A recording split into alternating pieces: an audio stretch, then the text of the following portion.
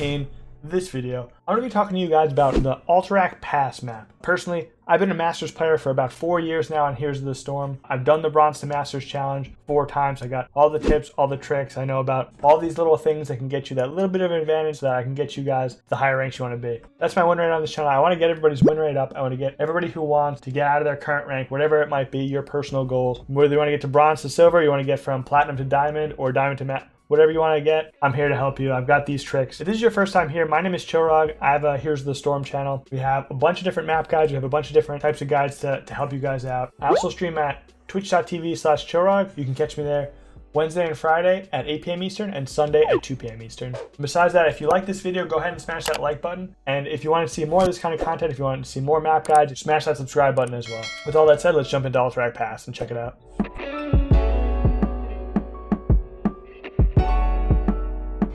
So Alterac Pass. So this one's a little bit exciting because there is no HGC content to learn from. This is a map that came out after HGC.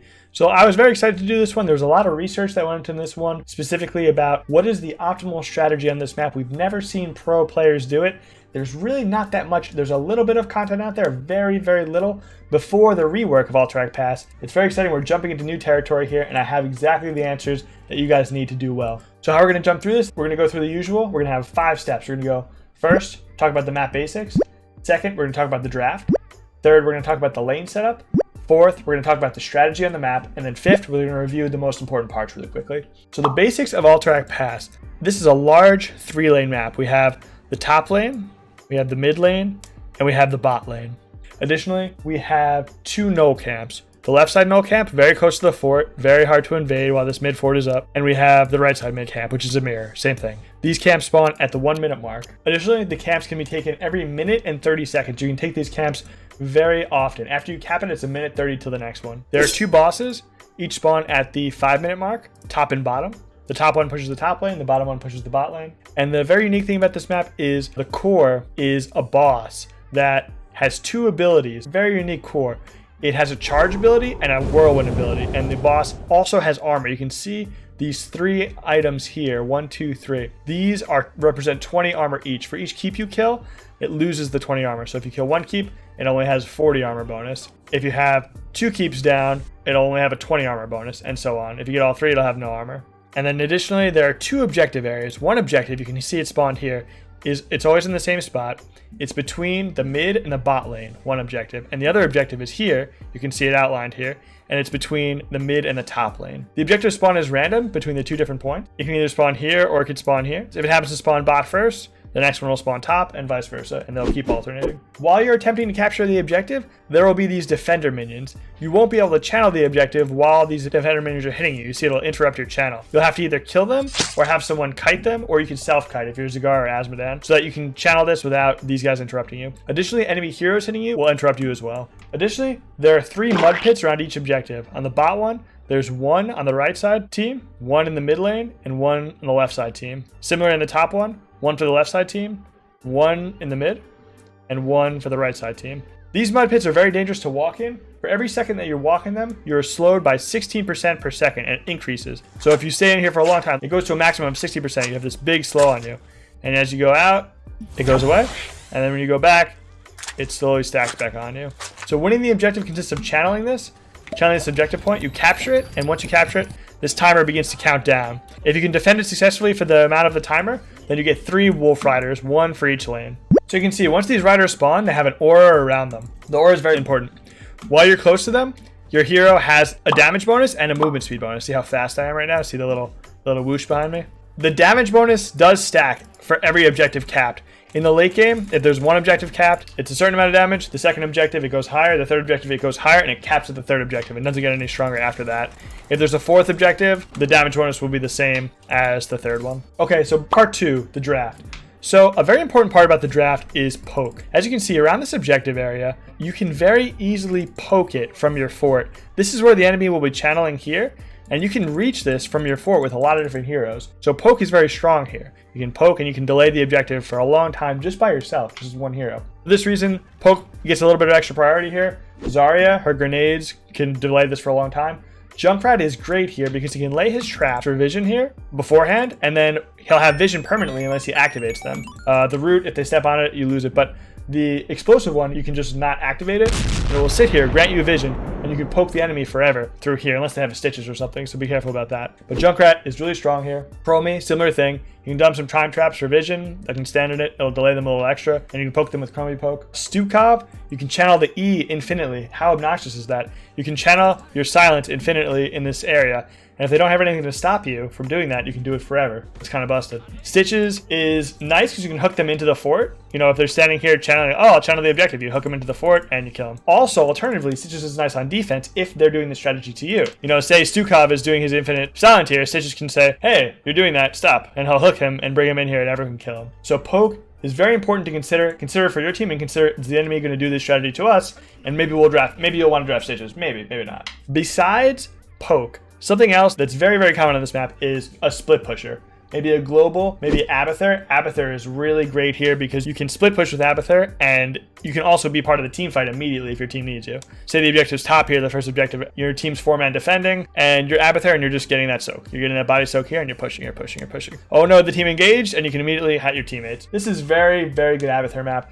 He's very highly contested here. Think about Abathur, maybe even if you're in lower leagues. I hate to say Abathur in lower leagues, but on this map, it might be strong enough where you could do it. TLV, not in lower leagues probably, but they're strong here as well for the same reason. You can soak all 3 lanes while your team 4-man defends. It's very hard for people to deal with because either the Vikings are going to crush all 3 lanes and get a crazy experience lead while your team pokes, and the enemy can't cap the objective, or they send someone to deal with the Vikings, and then your team can invade with 4 people and maybe a Viking or 2 as well, and then they're 4.5 versus 4, and they have an advantage. So it's hard to deal with the Vikings here as well. Consider that Falstead split pushing here and 4-man defending, and when he's needed, he flies in. That's great. The globals are good here too. Last but not least at all, consider, especially for Storm League, someone who can just solo this camp. If you want to carry this map, you can do this camp every minute and 30 seconds for the whole entire game. That's a ton of experience, and that is a ton of pressure in the mid lane, a ton of pressure in the mid lane. And we'll talk about later, the mid lane is actually the priority on this map. So that's enough about the draft.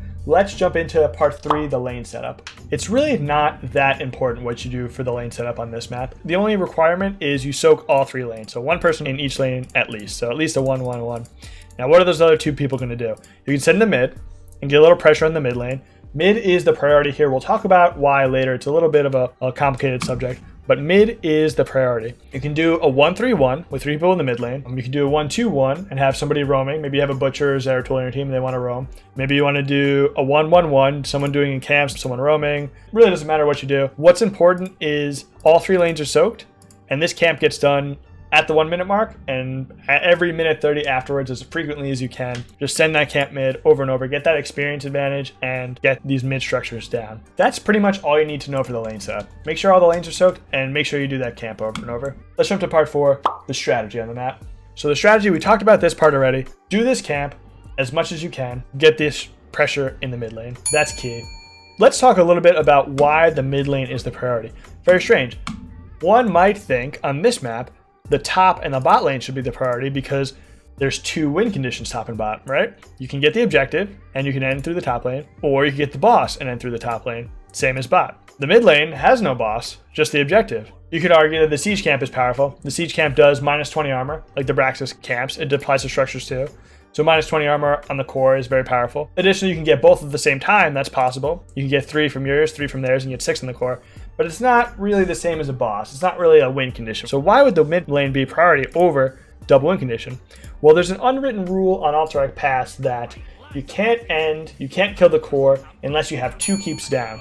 Why is that the case? Because this guy means business. This guy is tough. He's not messing around. If you only have 1 keep down, he has 40 armor. He's going to do a lot of damage, and he's not going to take a lot of damage. 40 armor is a lot. No, that's a lot of damage. Really hurts. You know, if you guys go in there, he has 40 armor. Even like 2 or 3 people defending, they're probably going to kill you. Very hard to end with 1 keep down. He needs to have 20 armor or less. This guy is no joke. If you go in there and you say, hey, we got the boss, great, let's go end through mid, we have the keep down, we'll go, oh, hit the core with the boss.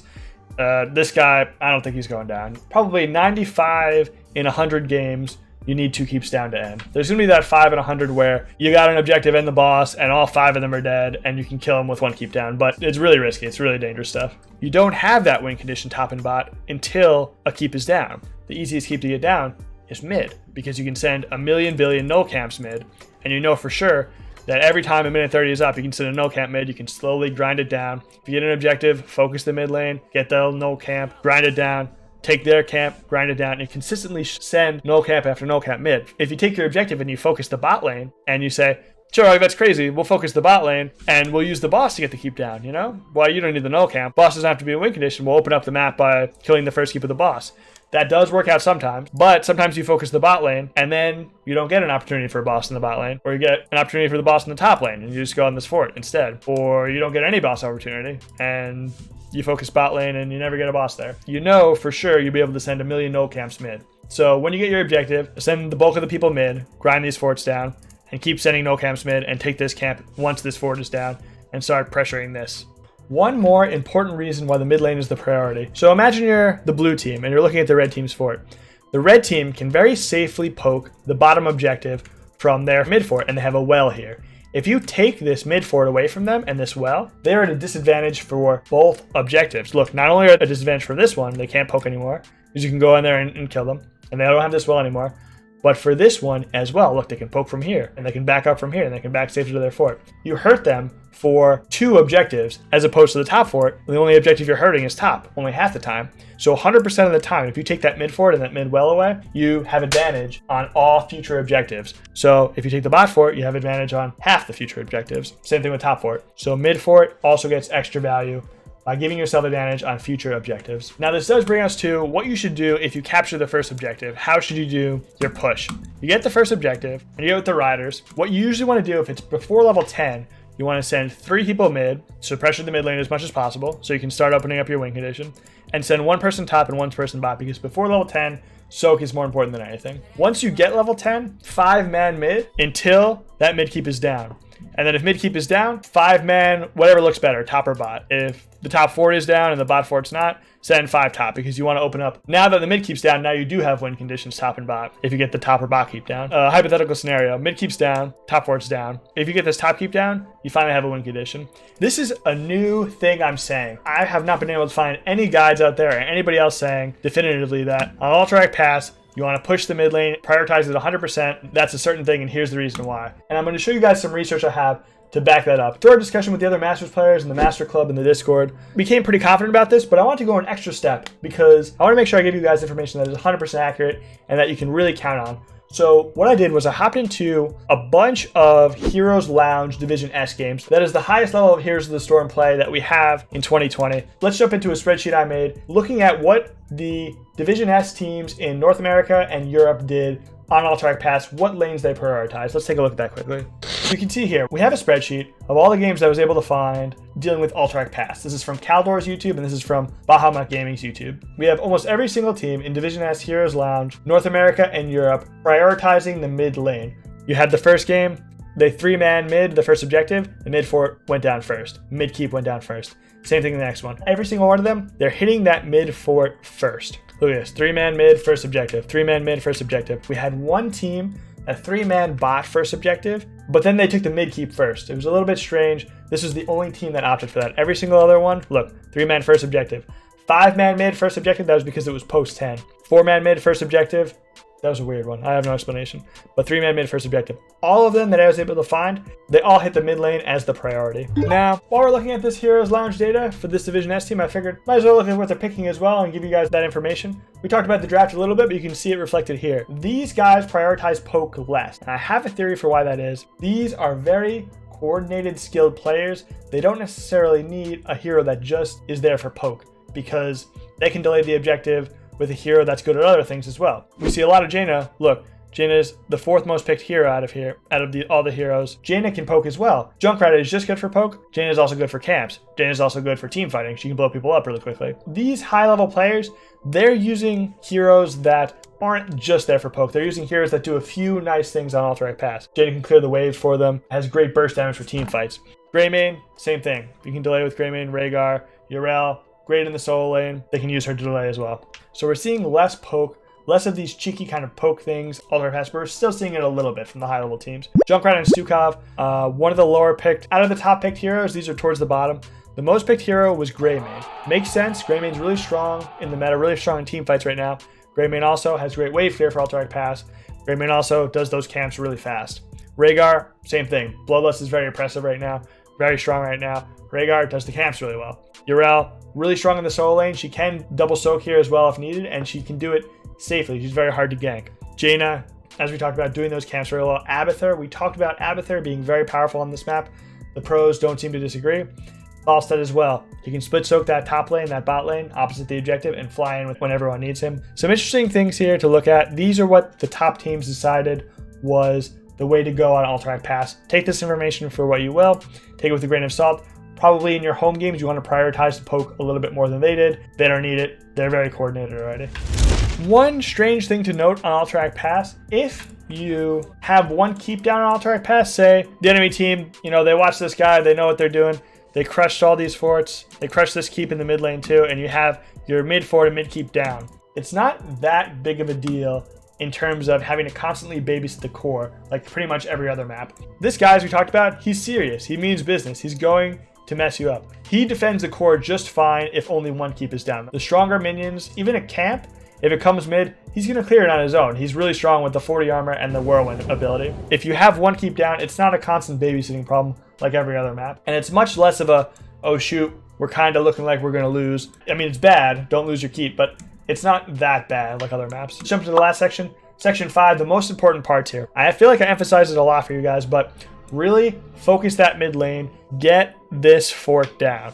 Get this fort down, this mid fort down at least, and give yourself advantage on every single future objective. And you also open yourself up to invading their camp. This mid fort is key to get down, and then work your way out to the keep next. I mean, if you can get a keep through a boss push, it just works out for you. I mean, don't go to the mid. Make sure you get the keep. Get the bot keep first if you have, if it works out that way. If it's in your power to choose which one you focus the mid one. In the same kind of vein, do this Gnoll camp over and over. Not only is it going to help you get that mid fort, but it's going to give you a ton of experience. Every minute and 30 seconds, you can do the siege camp. That is a lot of experience, and that is a lot of pressure in the mid lane. If you have a 4-man team that can defend and poke this forever, get a split pusher like Falstad, like Abathur, like Dahaka, Illidan. Push these lanes and get these opposite towers.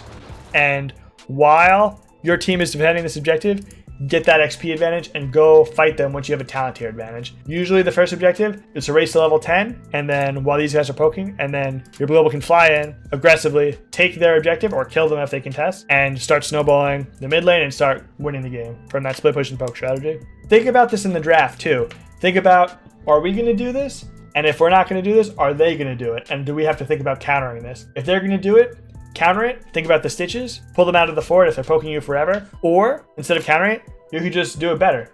If they pick the Lost Vikings, pick Zagara. Just blow through the Viking and blow through these structures and crush this fort. Force them to either send a second person besides the Viking, a second hero to deal with you, or lose the XP and then wait for Zagara to come in with a talent tier advantage. So Alterac Pass, it's a very heavily map-focused map. Keep your mind on those tips and tricks we talked about, guys.